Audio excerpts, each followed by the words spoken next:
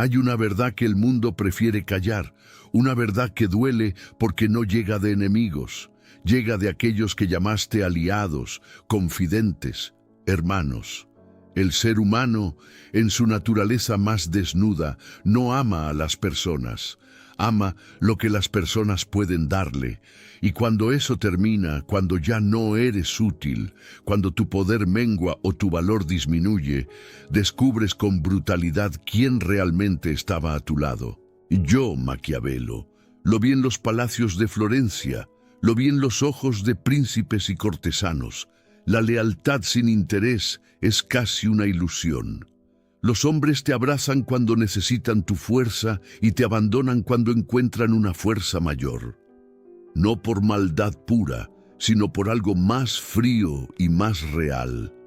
El instinto de sobrevivir y prosperar. Deja tu like ahora y cuéntame en los comentarios desde qué región estás viendo este video. Quiero saber cuántos guerreros despiertan hoy al mismo tiempo.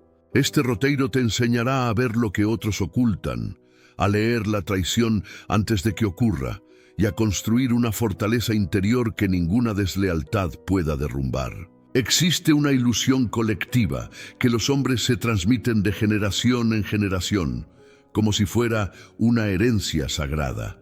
Esa ilusión tiene un nombre simple y devastador: la lealtad incondicional. Desde niños nos enseñan que hay personas que estarán siempre, que el amor verdadero no tiene condiciones, que la amistad genuina sobrevive a cualquier tormenta. Y esa enseñanza, aunque hermosa en su intención, es una de las mentiras más peligrosas que puede habitar en la mente de alguien que desea sobrevivir en un mundo real, complejo y despiadado. La realidad que pocos se atreven a pronunciar en voz alta es que la lealtad humana, en la mayoría de los casos, no es un valor absoluto. Es una transacción silenciosa, un contrato no escrito donde cada parte permanece mientras los beneficios superan los costos. No lo digo para destruir tu fe en las personas. Lo digo porque comprender esta mecánica es la única forma de protegerte de la traición que no viste venir, de la que llegó disfrazada de abrazo, de consejo, de sonrisa cómplice. Observa con honestidad brutal la historia de las grandes civilizaciones. Los imperios no cayeron únicamente por enemigos externos. Cayeron porque dentro de sus muros, en sus propios círculos de confianza, alguien decidió que ya no le convenía seguir siendo leal. Julio César no murió en manos de bárbaros desconocidos. Murió atravesado por las dagas de hombres que había elevado, protegido, alimentado con poder y reconocimiento. Y en el momento en que su utilidad cambió de forma, en que su figura representó un obstáculo en lugar de una ventaja, la lealtad que juraron se evaporó como el agua bajo el sol del mediodía. Este patrón no es exclusivo de emperadores y reyes. Ocurre en las empresas donde ascendiste a alguien y ese alguien usó tu reputación como escalera para superarte. Ocurre en las amistades donde compartiste tus secretos más profundos y esos secretos fueron usados como munición en el momento más vulnerable. Ocurre en las relaciones donde diste todo y el día que no pudiste dar más, descubriste que nunca fuiste amado, sino aprovechado. La naturaleza humana no es esencialmente mala, pero tampoco es esencialmente noble. Es estratégica. El ser humano busca en cada vínculo que construye una forma de avanzar, de sentirse seguro, de obtener algo que necesita. Y eso no siempre es consciente. A veces es instintivo, animal, completamente ajeno a cualquier reflexión moral. La persona que te traiciona no siempre lo hace con premeditación fría. Muchas veces lo hace porque su instinto de supervivencia activó un mecanismo más poderoso que cualquier promesa pronunciada en un momento de emoción. Comprender esto no significa volverse cínico ni cerrar el corazón con cadenas. Significa aprender a leer a las personas con una claridad que no te ciegue el afecto ni la gratitud. Significa entender que la lealtad genuina existe, sí, pero es rara, es frágil, y solo se sostiene cuando hay valores profundos de ambas partes, no solo cuando hay conveniencia mutua. Y la única manera de distinguir entre una lealtad real y una lealtad interesada es observar el comportamiento en los momentos donde ya no hay nada que ganar. Cuéntame en los comentarios desde qué país o ciudad estás viendo este video. Ese simple gesto me dice que hay alguien del otro lado dispuesto a ver la realidad de frente, y eso ya te distingue de la mayoría. Cuando entiendes que la lealtad es una construcción frágil y no una garantía eterna, dejas de sentirte traicionado como víctima y empiezas a moverte como estratega. Porque el estratega no se sorprende cuando el tablero cambia. El estratega ya anticipó ese movimiento y ya preparó su respuesta. La traición deja de ser una herida y se convierte en una confirmación de lo que ya sabías, pero preferías no ver. La primera lección de esta filosofía es dolorosa, pero liberadora. No es personal. Cuando alguien te traiciona porque ya no le sirves, no te están rechazando a ti como ser humano. Están respondiendo a una lógica de interés que gobierna la mayor parte de las relaciones humanas, y esa comprensión, aunque duela en el momento, te libera de cargar con un peso que nunca fue tuyo. Te libera para moverte con más inteligencia, con más frialdad calculada, con más poder real en el mundo que te rodea. El poder no se construye sobre ilusiones. Se construye sobre verdades incómodas que la mayoría prefiere ignorar. Y esta es una de las más importantes. Las personas se quedan mientras les conviene. Tu trabajo no es amargarme por eso. Tu trabajo es construirte de tal manera que siempre tengas algo valioso que ofrecer, no por dependencia emocional, sino desde la posición del que elige, del que decide, del que nunca necesita tanto a alguien que no pueda caminar solo si es necesario. La traición rara vez llega sin aviso. Esa es la verdad más perturbadora de todo este análisis. No es que las señales no existieran, es que estaban ahí, visibles, susurrando en cada pequeño gesto, en cada cambio de actitud, en cada momento donde algo no cuadraba, pero decidiste callar la incomodidad con excusas construidas por tu propio deseo de no ver, porque ver significa actuar, y actuar significa enfrentar una realidad que duele más que la comodidad de la negación. El ser humano tiene una capacidad extraordinaria para ignorar lo que no quiere ver, no por estupidez, sino por amor, por apego, por el miedo profundo a quedarse solo si derrumba la ilusión que construyó con tanto cuidado. Y ese mecanismo de defensa, que en otro contexto podría ser una fortaleza emocional, en el terreno de las relaciones estratégicas se convierte en una vulnerabilidad devastadora. ¿Cuáles son esas señales? La primera, y más sutil, es el cambio en la calidad de la atención.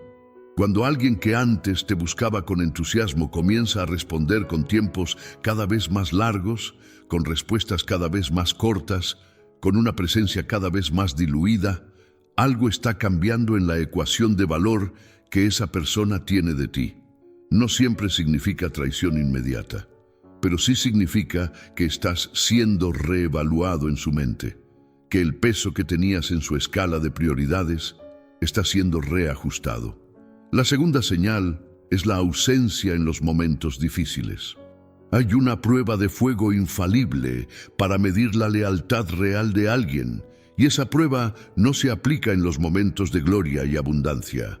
Se aplica en los momentos donde el suelo tiembla bajo tus pies. Observa quién aparece cuando pierdes, cuando fracasas, cuando el mundo te da la espalda. Observa quién se mantiene presente cuando ya no hay nada glamoroso en estar cerca de ti. Esos que permanecen en la oscuridad son los que merecen estar en tu círculo cuando regrese la luz. Cuéntame desde qué región del mundo estás viendo esto ahora mismo. Escríbelo en los comentarios, porque este conocimiento no es para todos. Y quiero saber quiénes son los que tienen el coraje de enfrentar estas verdades. La tercera señal es la información que empieza a fluir en direcciones equivocadas. Cuando lo que compartiste en privado comienza a aparecer en conversaciones donde no debería estar, cuando tus planes, tus miedos, tus debilidades empiezan a ser conocidos por personas que nunca debieron saberlos, hay una filtración en tu círculo de confianza. Y esa filtración tiene nombre y tiene rostro, aunque en ese momento prefieras mirar hacia otro lado. La cuarta señal es la adulación excesiva, seguida de pedidos estratégicos. Hay un patrón de manipulación tan antiguo como la humanidad misma y tan efectivo hoy como lo fue en los salones del poder medieval. Alguien te halaga de forma inusual, te recuerda todo lo que has logrado, te hace sentir grande y poderoso, y justo en ese momento de euforia emocional, cuando tu guardia está baja y tu ego está inflado, hace el pedido que realmente lo motivó a buscarte.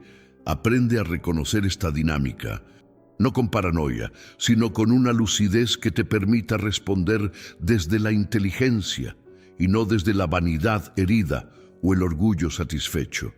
La quinta señal, quizás la más dolorosa de reconocer, es la gradual minimización de tus logros. Cuando alguien que antes celebraba tus victorias comienza a relativizarlas, a encontrar siempre un pero, a destacar lo que faltó en lugar de lo que se logró, esa persona está comenzando un proceso de desvalorización que tiene un propósito. O bien, se está preparando para justificar su distancia futura, o bien está intentando reducir tu seguridad en ti mismo para mantenerte en una posición de dependencia emocional hacia su validación.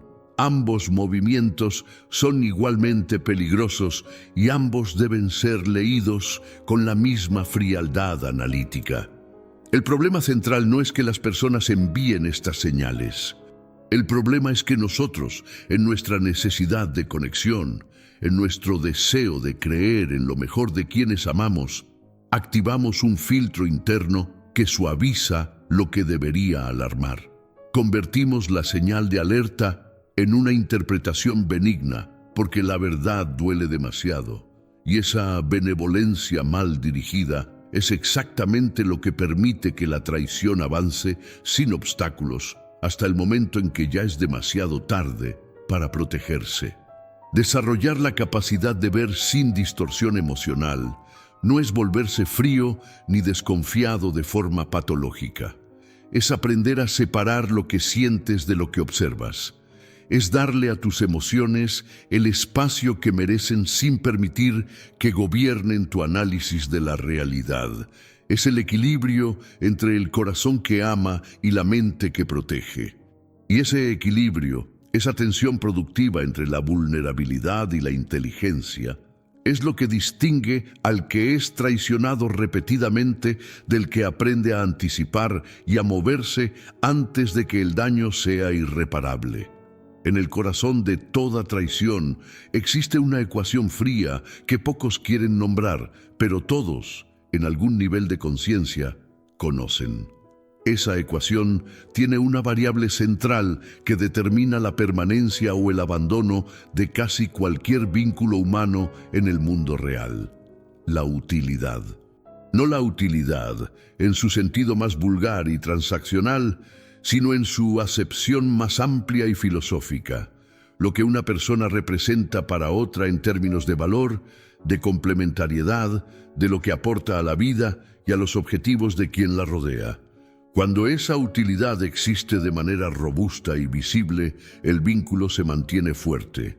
Cuando comienza a erosionarse, cuando el valor que aportabas es reemplazado por otro o simplemente ya no es necesario, el vínculo empieza a debilitarse con una velocidad que sorprende a los que nunca comprendieron su verdadera naturaleza.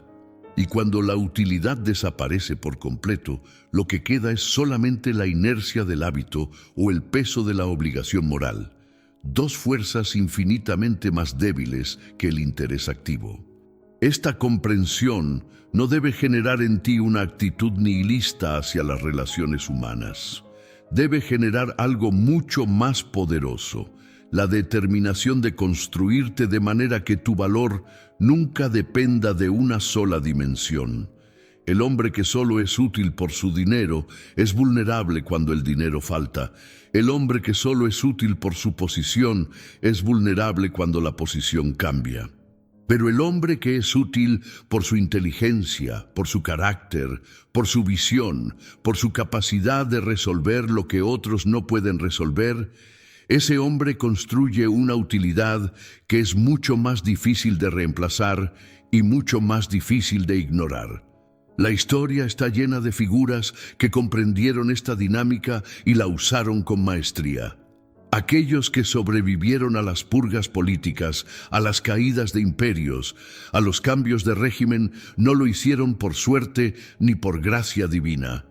Lo hicieron porque habían construido un tipo de valor que trascendía cualquier configuración de poder específica.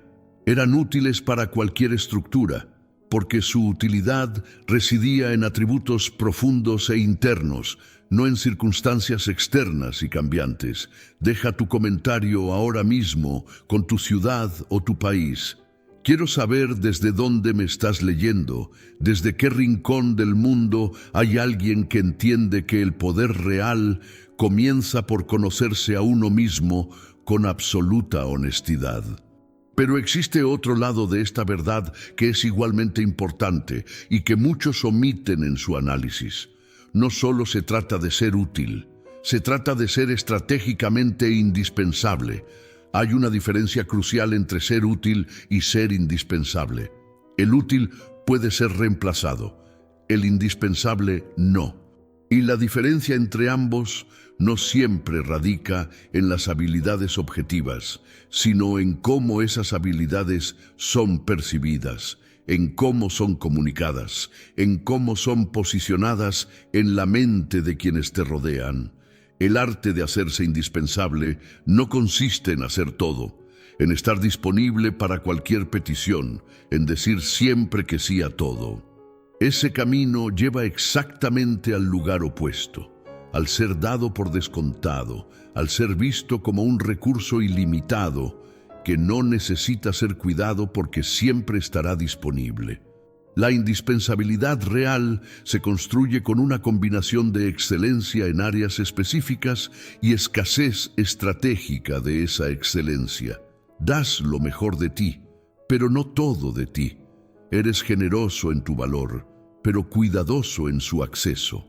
Los límites de la utilidad como fundamento de los vínculos nos llevan a una reflexión más profunda. La necesidad de construir relaciones que tengan una dimensión que trascienda el puro intercambio de valor. Esas relaciones existen, son raras, pero existen. Se construyen sobre experiencias compartidas de profundidad real, sobre vulnerabilidad mutua auténtica, sobre un respeto que no depende de lo que el otro puede ofrecer, sino de lo que el otro es en su esencia. Identificar esas relaciones y protegerlas con inteligencia es uno de los actos más importantes que puedes realizar en tu vida. La tragedia más grande no es ser traicionado. La tragedia más grande es confundir una relación de intercambio de utilidad con una relación de afecto genuino y descubrir la diferencia en el peor momento posible. Aprende a categorizar tus vínculos con honestidad, sin cinismo, pero sin ingenuidad. Hay personas en tu vida que son aliados de circunstancia y están bien en ese rol. Hay personas que son compañeros de camino temporal y también tienen su valor. Y hay, si tienes suerte y sabiduría para reconocerlos, personas que son algo más. Tratar a todos como si pertenecieran a la última categoría es el error que hace posible la traición más devastadora. La traición No nace en un instante, no es un relámpago que cae sin nubes previas. Es un proceso lento, silencioso, casi imperceptible en sus primeras etapas, que se desarrolla en la mente y en el corazón de alguien que un día tomó la decisión de priorizar sus propios intereses sobre cualquier compromiso que hubiera adquirido contigo. Entender cómo se construye ese proceso es fundamental para quien desea anticiparlo, interrumpirlo, o al menos no ser destruido por su llegada. Todo comienza con una semilla de resentimiento o de envidia que no fue procesada con honestidad. Alguien en tu círculo empieza a comparar su situación con la tuya. Observa lo que tienes, lo que logras, el reconocimiento que recibes, y algo en esa comparación genera una incomodidad que se niega a sí misma. No se nombra como envidia, porque la envidia tiene una connotación negativa que el ego no tolera fácilmente. Se disfraza de crítica, de preocupación, de un supuesto deseo de que seas más humilde o no te creas tanto. Pero en su raíz hay una semilla oscura que, si no recibe luz y honestidad, crece en la oscuridad y se convierte en algo más peligroso. La segunda etapa en la construcción de una traición es la justificación moral. El traidor necesita convencerse a sí mismo de que lo que está por hacer es justo, o al menos justificable. Comienza a reescribir la historia de la relación, a recordar selectivamente los momentos donde te equivocaste, donde lo decepcionaste, donde no estuviste a la altura. Amplifica esos momentos y minimiza o borra los buenos. Construye en su mente un relato donde él es la víctima y tú eres el culpable, porque solo desde esa narrativa puede actuar en tu contra sin sentirse un villano. Necesita ser el héroe de su propia historia, incluso cuando sus acciones lo convierten en lo opuesto. Cuéntame ahora mismo en los comentarios desde qué región estás viendo este video. Tu presencia aquí enfrentando estas verdades ya dice más de ti que cualquier presentación formal podría decir. La tercera etapa es la búsqueda de aliados para la traición. Pocas traiciones son actos solitarios. La mayoría requieren cómplices, validadores, personas que confirmen que el resentimiento es legítimo y que la acción planeada es justificada. El traidor empieza a hablar mal de ti con cuidadosa selección de audiencia.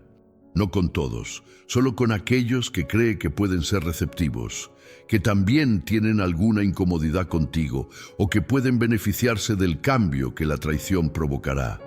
Va construyendo una coalición invisible de apoyo emocional que lo sostenga cuando llegue el momento de actuar. La cuarta etapa es el distanciamiento estratégico previo al golpe. Antes de que la traición se materialice en acción concreta, el traidor empieza a alejarse emocionalmente de ti de manera gradual. Reduce la frecuencia del contacto, se vuelve menos transparente, comparte menos información, empieza a construir distancia para que cuando llegue el momento de actuar en tu contra, ya no haya una cercanía que dificulte el movimiento. Es un proceso inconsciente en algunos casos, pero en otros es deliberado y calculado con una frialdad que revelaría el verdadero carácter de esa persona si pudieras verlo en ese momento. La quinta y última etapa es la ejecución, que llega en el momento que el traidor considera más ventajoso para él y más desventajoso para ti. No actúa cuando estás fuerte, actúa cuando percibe que estás vulnerable, cuando tu poder está en su punto más bajo, cuando las consecuencias de tu posible reacción son mínimas y las posibilidades de su éxito son máximas. Esa elección de momento no es accidental. Es el sello de alguien que planeó este movimiento con más cuidado del que tú pudiste imaginar, protegido por la máscara de la lealtad que usó durante todo el proceso. Conocer este proceso no te hace invulnerable a la traición, pero te da algo más valioso que la invulnerabilidad. Te da capacidad de lectura anticipada. Cuando observas la primera señal de resentimiento no procesado en alguien cercano, cuando notas la reescritura selectiva de la historia compartida, cuando sientes el distanciamiento gradual que nadie puede explicar con razones claras, ya sabes lo que está ocurriendo. Y ese conocimiento te permite tomar decisiones antes de que el daño sea total. Puedes ajustar el acceso que esa persona tiene a tu vida, a tu información, a tus vulnerabilidades, sin necesidad de una confrontación que en ese momento podría ser prematura y contraproducente. Existe una tendencia en las personas de corazón generoso, en aquellos que fueron criados con la convicción de que la confianza es un regalo que se da libremente y que la sospecha es una forma de mezquindad, a abrir sus puertas internas con una velocidad que la prudencia no puede justificar. Esa tendencia, aunque nace de un impulso noble, es una de las vulnerabilidades más explotadas en el tejido de las relaciones humanas. Y sus consecuencias suelen ser proporcionales a la profundidad de la apertura que se permitió antes de que el tiempo y la experiencia pudieran validar la confianza. La confianza no debería ser un punto de partida, debería ser un destino. Algo que se construye ladrillo a ladrillo, prueba a prueba, en el espacio de tiempo suficiente como para observar el comportamiento real de una persona en circunstancias diversas y especialmente en circunstancias adversas. Porque el carácter verdadero de alguien no se revela en los días de sol y abundancia, se revela en los días de tormenta, de escasez, de presión, de conflicto de intereses. Y ese proceso de revelación requiere tiempo, requiere paciencia, requiere la disciplina de no acelerar la intimidad, porque la química inicial parece prometedora. El error de confiar demasiado rápido tiene varias manifestaciones que vale la pena examinar con honestidad. La primera es compartir información personal de alto valor demasiado pronto. Cuando en los primeros encuentros con alguien comienzas a revelar tus miedos, tus fracasos, tus ambiciones más íntimas, tus conflictos no resueltos, estás entregando herramientas que una persona sin escrúpulos puede usar en tu contra en el momento en que los intereses divergen. No porque toda persona vaya a usarlas así, sino porque no tienes aún la información suficiente para saber si esta persona en particular es de las que no lo haría. ¿Desde qué lugar del mundo me estás leyendo ahora mismo? Escríbelo en los comentarios, porque este conocimiento que estamos construyendo juntos en este momento merece ser marcado por tu presencia consciente y decidida. La segunda manifestación es la delegación prematura de poder o de responsabilidades críticas. Cuando antes de conocer verdaderamente a alguien le das acceso a tus recursos, a tus contactos, a la gestión de aspectos importantes de tu vida o de tu negocio, estás asumiendo un riesgo que no está respaldado por evidencia suficiente. Y si esa persona resulta ser alguien cuyo carácter no está a la altura de la confianza que le depositaste, el daño que puede hacer desde esa posición de acceso privilegiado puede ser enormemente difícil de reparar. La tercera manifestación es la identificación emocional acelerada. Cuando sientes que alguien te entiende como nadie, que comparte exactamente tus valores y visiones, que parece reflejar perfectamente lo que buscas en un aliado o en un amigo, existe el peligro de que estés siendo víctima de una de las técnicas de manipulación más sofisticadas que existen, el mirroring. Hay personas con una capacidad extraordinaria para detectar lo que necesitas escuchar y convertirse momentáneamente en exactamente eso. Y esa habilidad de espejo emocional puede crear una sensación de conexión profunda que no está basada en la realidad del carácter de esa persona, sino en su habilidad para adaptarse estratégicamente a tus necesidades. ¿Cómo entonces construir la confianza de manera inteligente sin volverse un ermitaño emocional incapaz de conectar con otros?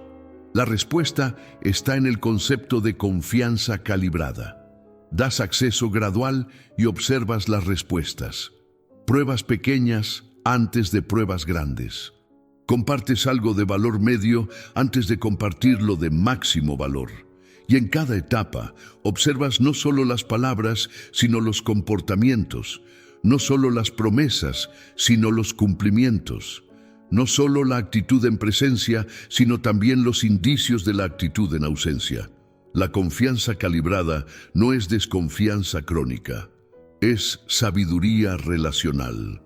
Es el reconocimiento de que los vínculos genuinamente profundos y confiables requieren el tiempo y la experiencia necesarios para verificar que lo que se presenta en la superficie corresponde con lo que existe en las capas más profundas del carácter de una persona.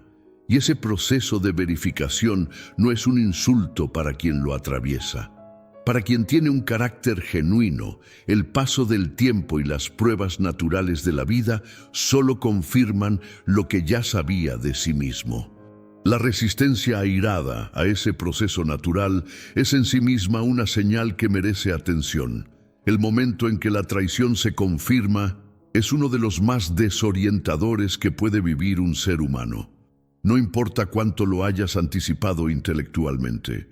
No importa cuántas señales hayas procesado en silencio. Cuando la realidad de la deslealtad se materializa frente a tus ojos con toda su crudeza, hay un impacto emocional que ninguna preparación puede eliminar completamente. Y ese impacto, si no es gestionado con inteligencia y con una disciplina interior poderosa, puede convertirse en la fuerza que te destruye a ti, no a quien te traicionó. Esa es la trampa más cruel de la traición, que su daño más profundo no está en lo que el traidor hizo, sino en lo que tú haces con ese dolor en los días, semanas y meses que siguen al golpe. Porque en ese periodo de vulnerabilidad extrema, cuando el mundo que creías conocer se ha revelado diferente de lo que pensabas, el ser humano tiende a tomar decisiones desde el dolor, desde la rabia, desde la necesidad de restaurar el equilibrio, de una forma que sea rápida y contundente.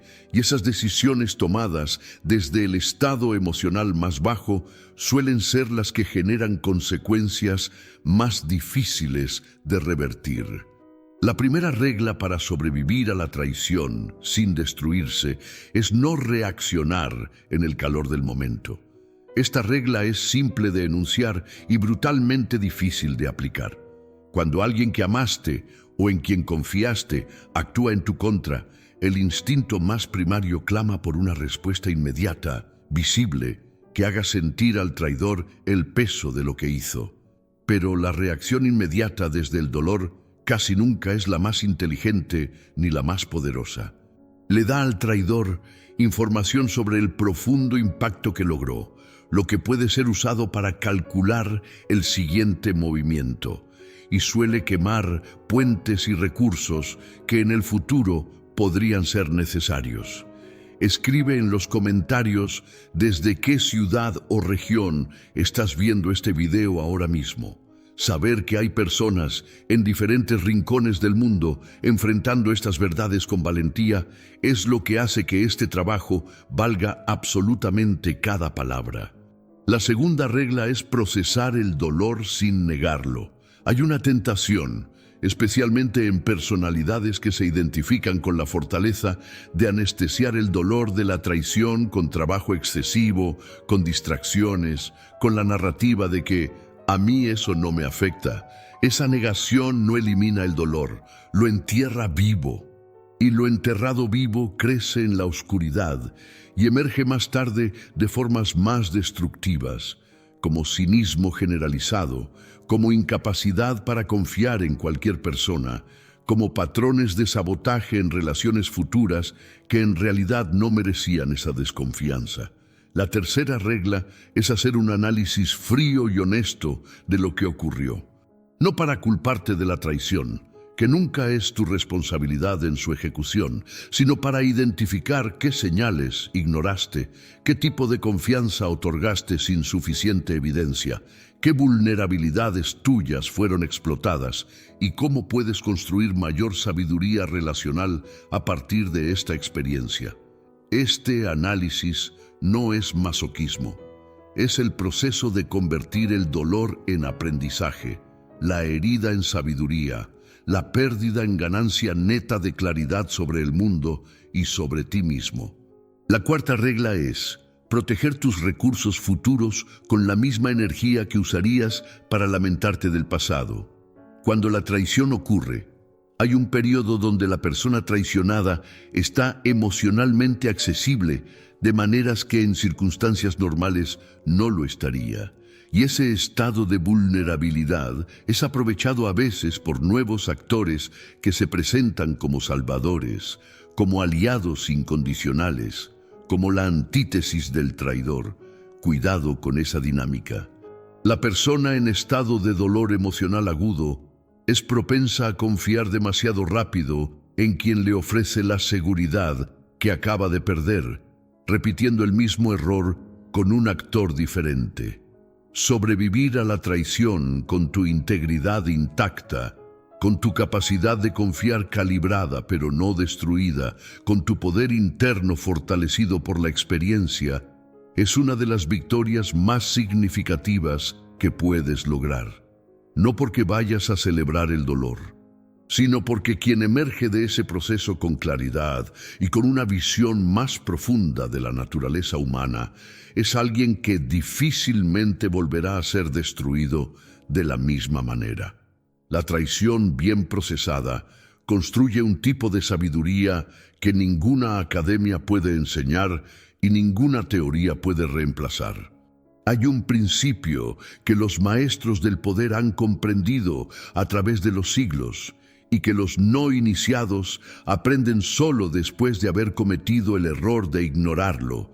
Después de recibir un golpe significativo, la respuesta más poderosa no es la que se ve, es la que no se ve.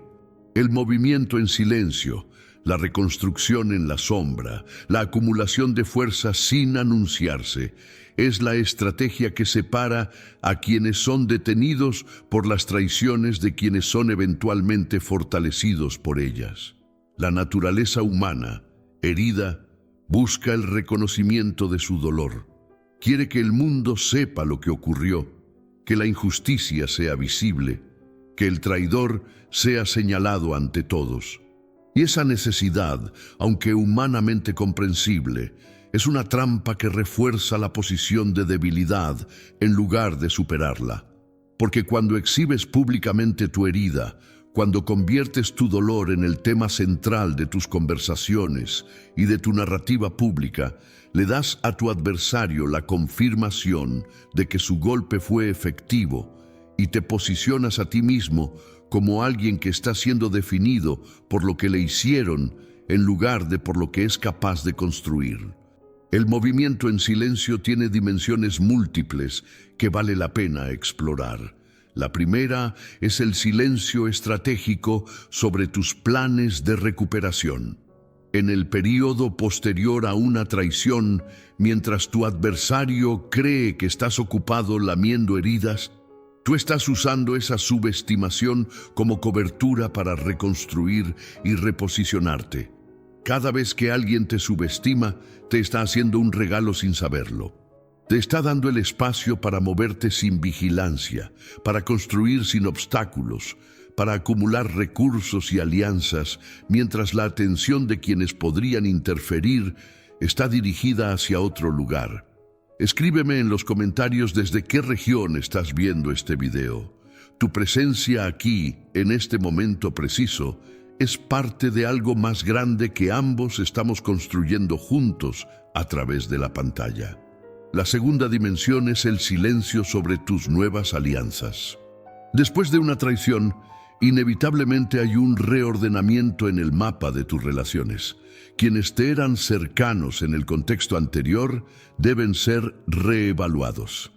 Nuevos vínculos, más apropiados para la nueva etapa que comienza, deben ser construidos. Y ese proceso de reordenamiento es infinitamente más efectivo cuando ocurre sin fanfarria, sin declaraciones públicas, sin movimientos que puedan ser anticipados y contrarrestados por quienes tienen interés en que tu recuperación sea lenta o incompleta. La tercera dimensión es el silencio sobre tus vulnerabilidades actuales. En el periodo de reconstrucción, por definición, hay momentos de fragilidad real.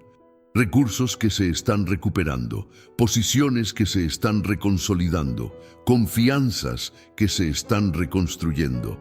Esas fragilidades transitorias, si son conocidas por los actores incorrectos, pueden ser explotadas para profundizar el daño o para evitar que la recuperación ocurra.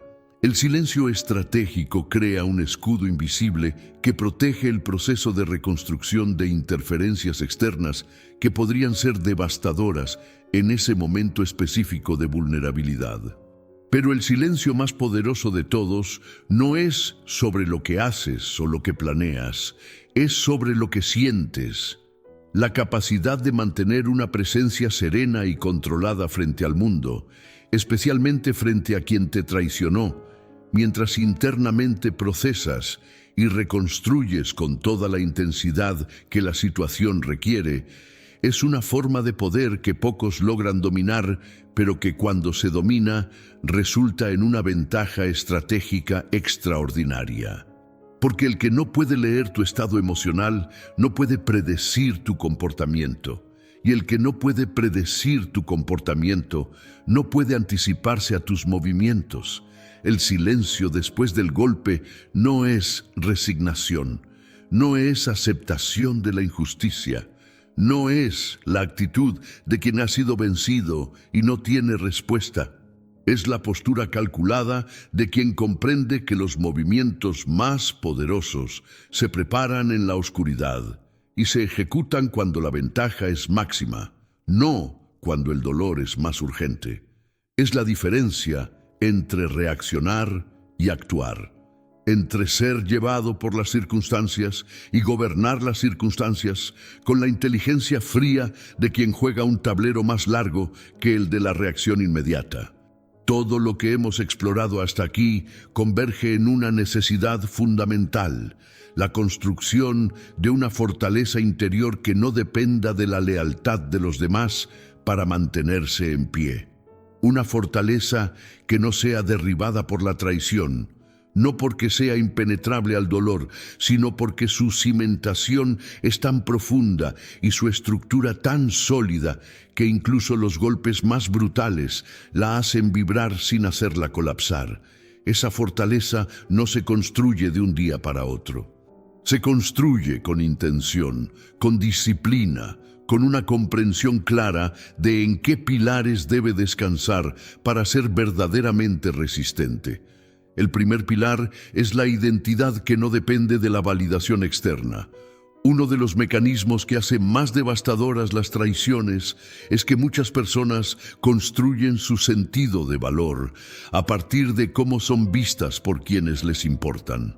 Cuando alguien en quien confiabas te da la espalda, no solo pierde el vínculo, pierde también una fuente de confirmar quién es, y esa pérdida dual del vínculo y de la validación puede generar una crisis de identidad que va mucho más allá del evento específico de la traición.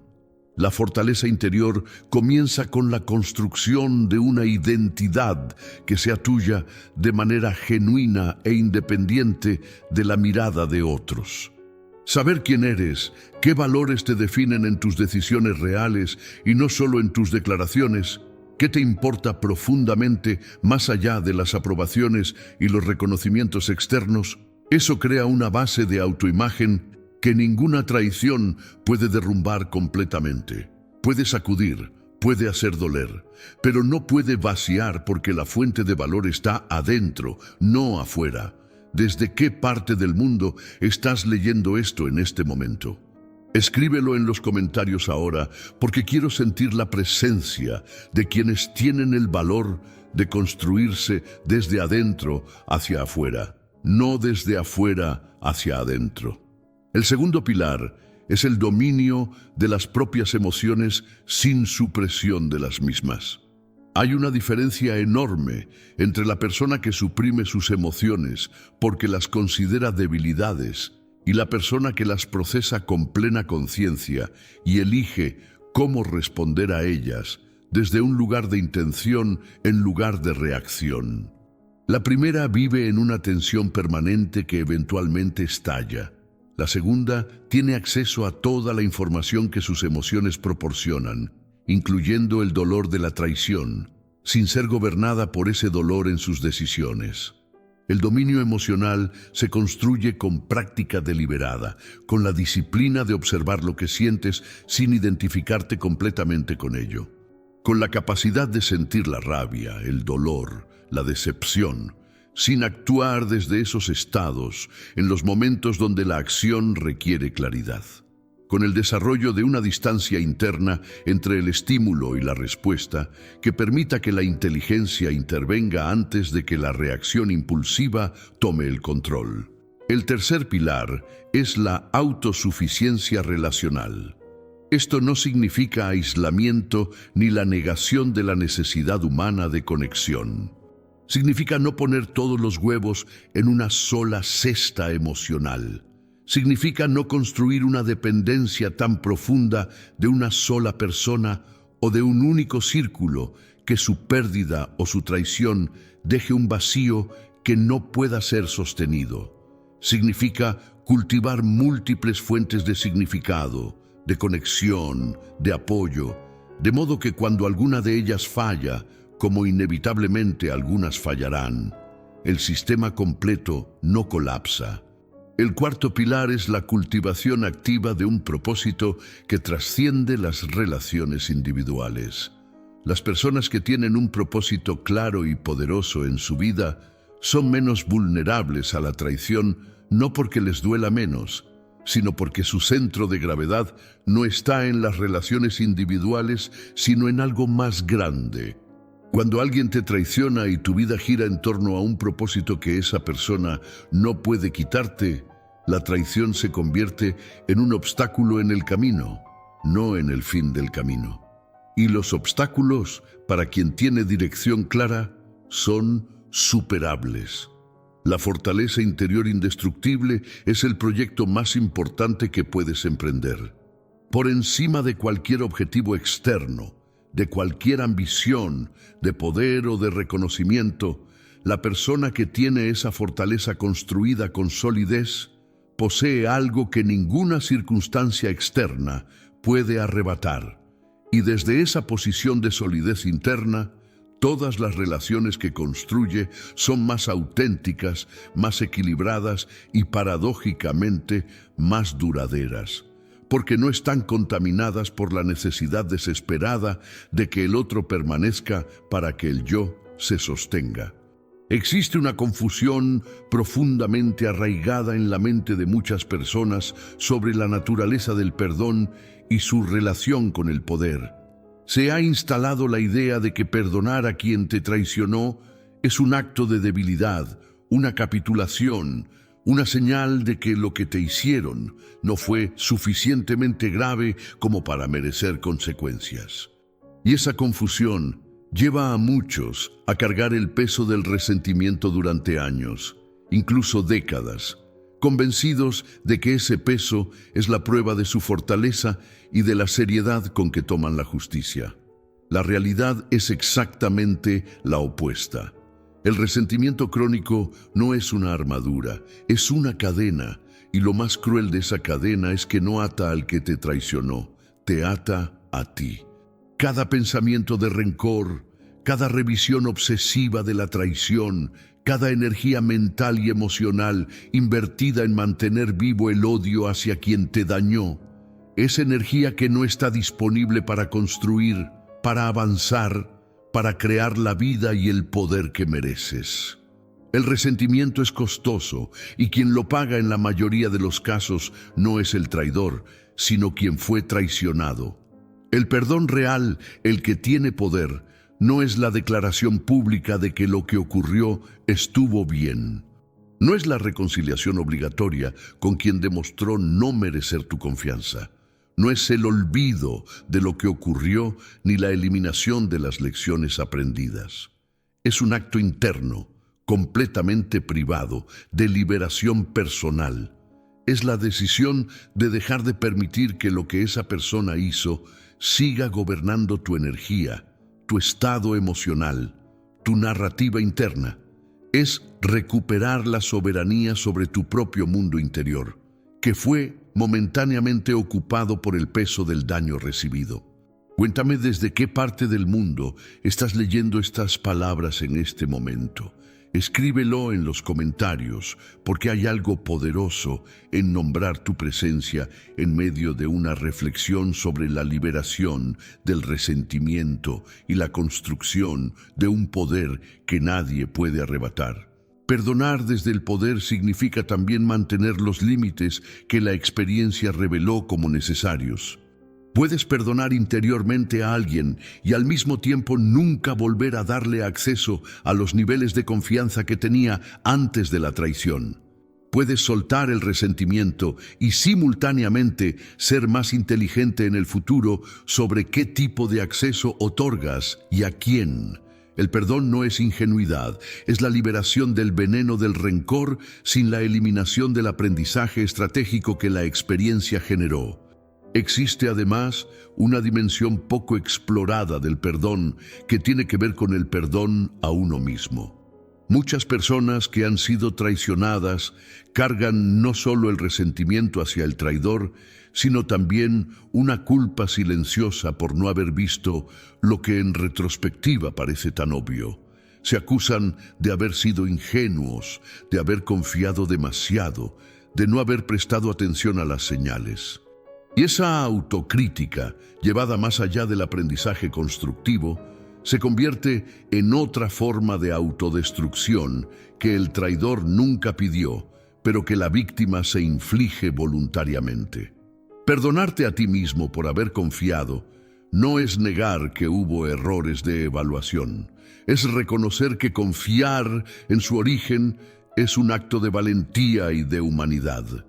Que el problema nunca fue tu disposición a la confianza, sino el carácter de quien abusó de ella.